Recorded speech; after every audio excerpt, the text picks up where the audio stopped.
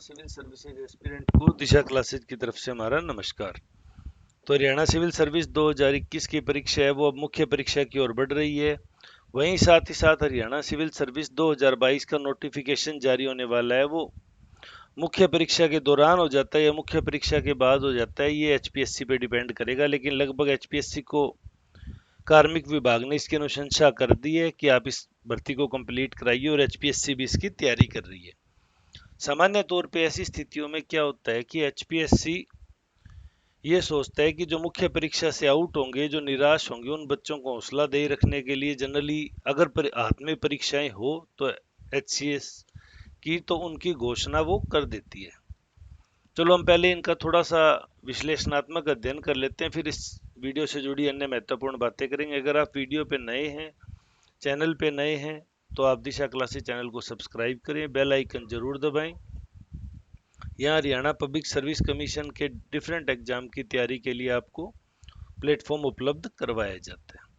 सबसे बड़ी बात आती है कुल पदों की संख्या। तो जैसे कि हमने देखा एचपीएससी में 156 पद थे और जो आ रही है एचसीएस 2022 उसमें 95 पद है। यहाँ क्या बात है, एक तो मैं आपको मेंशन कर दूं, एचसीएस दो तरह की होती है, एक डायरेक्ट एग्जाम के थ्रू रिक्रूटमेंट और एक उन लोगों के लिए एग्जाम जिनकी 8 ईयर की सर्विस होगी हरियाणा गवर्नमेंट में। तो अब उस भर्ती का भी एक स्लॉट आने वाला है, इसलिए ये नंबर ऑफ पोस्ट कम है। मतलब ये आज से 6 साल पहले एक भर्ती कंप्लीट हो गई है, अब उसकी अगली भर्ती 2 3 4 सालों में कभी भी आ सकती है। तो उस वजह से नंबर ऑफ पोस्ट भी कम रखी गई है, क्योंकि उसमें एक तरह से प्रमोशन होता है। यानी जो ग्रुप सी के एम्प्लॉइज हैं सिर्फ हरियाणा सरकार के, वही उस परीक्षा को दे सकते हैं। लेकिन ये जो 95 पोस्ट आ रही है ये ओपन फॉर ऑल है, यानी इसमें सभी लोग शामिल हो सकते हैं। कुल पदों की संख्या 1,56,000 थी और लगभग 1,48,000 समथिंग थे। 1.5 लाख लोगों ने फॉर्म भरा था।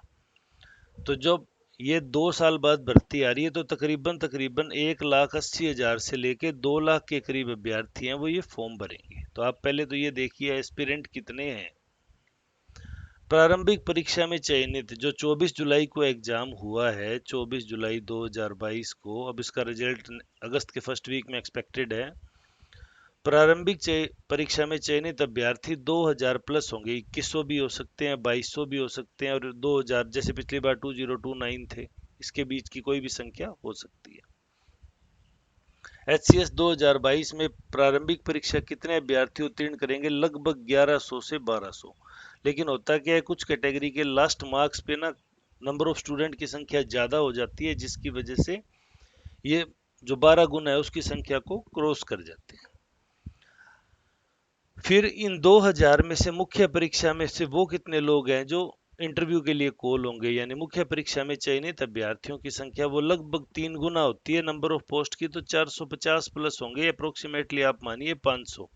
क्योंकि जनरली क्या होता है एससी और बीसी कैटेगरी में 3 टाइम्स की बजाय कई बार 4 टाइम्स इवन 5 टाइम्स भी बुला लिए जाते हैं।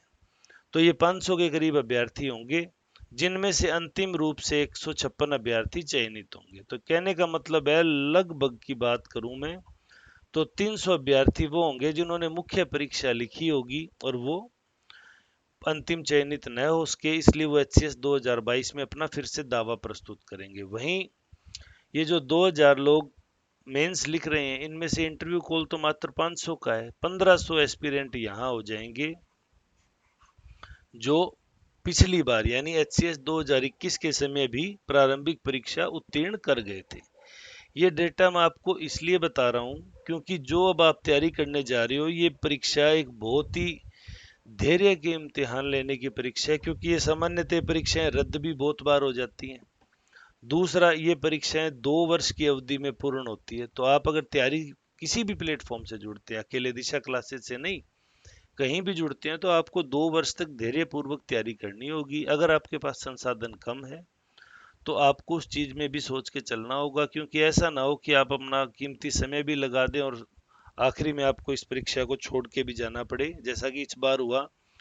लोग दूरी की वजह से अपनी परीक्षा देने ही नहीं जा सके, जो अपने आप में एचपीएससी के लिए भी चिंता की बात है। उनको सोचना चाहिए, अगर बच्चे ही परीक्षा नहीं देने जाएंगे तो फिर कैसा परीक्षा? फेयर परीक्षा का मतलब क्या रहा? फेयर परीक्षा वो होती है जिसमें सभी जिन लोगों ने फॉर्म भरा उनमें से जो परीक्षा देना चाहते हैं वो सभी लोग इजीली इजीली एडमिट हो सके अपनी परीक्षा में, और वो उसके बाद में उसमें शामिल हो सके। अब मैं दूसरी बात आपको ये कहना चाहता हूं कि जो 1200 लोग प्री क्वालिफाई करेंगे अगली बार, तो 1500 लोग तो यहां से ही निकलेंगे। डेफिनेटली ये लोग टफ कंपटीशन देंगे नए आने वाले एस्पिरेंट को।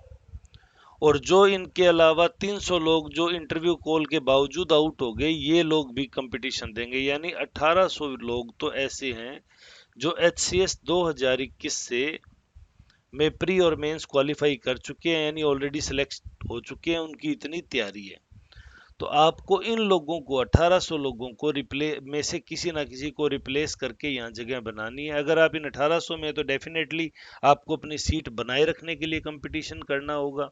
और अगर आप इन 1800 में नहीं है, तो आप अगर नए अभ्यर्थी हैं, जो ये 30,000 नए लोगों ने फॉर्म भरा या जो इस बार परीक्षा देने नहीं जा पाए उन लोगों में है, तो आप मान के चलिए आपको ये जो इस बार 1800 लोग हैं, आपको इन लोगों को compete करना है, इनको फाइट करके आपको इनसे अधिक मार्क्स लाके प्रारंभिक परीक्षा के लिए क्वालिफाई करना है।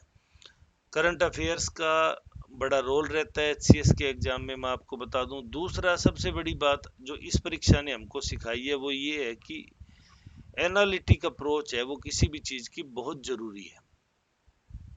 यानी आप एक फैक्चुअल चीज से रट रहे हैं कि इल्तुतमिश ने ये किया, कुतुबुद्दीन ऐबक ने ये किया, बाबर ने ये किया, स्वतंत्रता संग्राम में ये हुआ, तो इससे आपका काम नहीं चलेगा। आप जो भी चीज पढ़ रहे हैं उसको कंपैरेटिवली किसी दूसरे के साथ भी पढ़ना होगा। जैसे कांग्रेस के कौन कौन अध्यक्ष 2 बार नहीं बने, अब सोचिए कांग्रेस का 47 तक कितना कार्यकाल था, उसमें कौन कौन रिपीट नहीं हुए। तो जब आप पढ़ने बैठते हैं तो आपको पता होना चाहिए ये तो 2 बार बन गया, ये 3 बार अध्यक्ष बन गया। तो इस तरह की जो डिटेल स्टडी है वो आपको करनी पड़ेगी। इसलिए हम भी दिशा क्लासेस पे अब ये कर रहे हैं कि हम एक दिन में एक टॉपिक, लेकिन उस टॉपिक के सभी कंटेंट, जरूरी कंटेंट है वो आपको साथ शेयर करेंगे, आपको यहाँ पढ़ाएंगे। जैसे मान लीजिए हमने कोई भी अंतर्राष्ट्रीय सम्मेलन ही ले लिया, कॉन्फ्रेंस ऑफ पार्टीज कोप ही ले लिया, तो हम कोप कब से शुरू हुआ, अब लेटेस्ट कौन सा हुआ, वो कहाँ घटित हुआ, उसमें कौन कौन देश शामिल हुए, किन किन चीज़ों पे सहमति बनी, तो ये काफ़ी सारी चीज़ें। तो अब जो वीडियो बनाएंगे, पहले वाले वीडियोज में या जो पहले हम तैयारी कराते थे उनमें हम सभी कोप का बता दिया, लेटेस्ट कोप पे थोड़ा ज़्यादा फोकस कर दिया, लेकिन अब थोड़ा कोप को, कॉन्फ्रेंस ऑफ पार्टीज को डिटेल एनालिटिक रूप से हमको पढ़ना होगा। ये अकेला करंट अफेयर्स के साथ नहीं है, ये साइंस के साथ भी होगा, ये ज्योग्राफी के साथ भी होगा। भाई ज्योग्राफी में अगर रिवर सिस्टम करा रहे हैं, ज्योग्राफी में अगर माउंटेन करा रहे हैं, हिमालय करा रहे हैं, प्रायद्वीपीय भारत करा रहे हैं, वर्ल्ड ज्योग्राफी करा रहे हैं, रिसोर्सेज करा रहे हैं, इकोनॉमिक्स में भी हम इकोनॉमिक सर्वे है उसको बहुत अच्छे से पढ़ना होगा, क्योंकि इकोनॉमिक सर्वे से जो सवाल जनरेट हो रहे थे वो अपने आप में बड़े ही डिटेल एनालिसिस बेस पे जनरेट हुए थे। तो हम इस तरह से तैयारी कराएंगे। अगर आप चैनल पे नए हैं तो चैनल को सब्सक्राइब जरूर कर दें, बेल आइकन जरूर दबाएं ताकि आपको आगामी नोटिफिकेशन सबसे पहले मिल सके। इसके बावजूद भी अगर आपकी कोई क्वेरीज है तो आप कमेंट सेक्शन में हमसे पूछ सकते हैं, हम आपको जवाब देने की पूरी कोशिश करेंगे। कुछ बच्चे कह रहे हैं दिशा क्लासेज के सर नंबर रिलीज कर दीजिए। दिशा मैम अभी थोड़े से बिजी चल रहे हैं, जैसे ही वो फ्री और अवेलेबल होते हैं आपको नंबर अवेलेबल करा दिया जाएगा। उस व्हाट्सएप पे आपको पीडीएफ भी मिल जाएगी। टेलीग्राम पे हमने दिशा क्लासेज नाम से चैनल बना रखा है, आप वहाँ भी ज्वाइन कर सकते हैं, उसका लिंक है वो मैं डिस्क्रिप्शन में आपको दे दूंगा।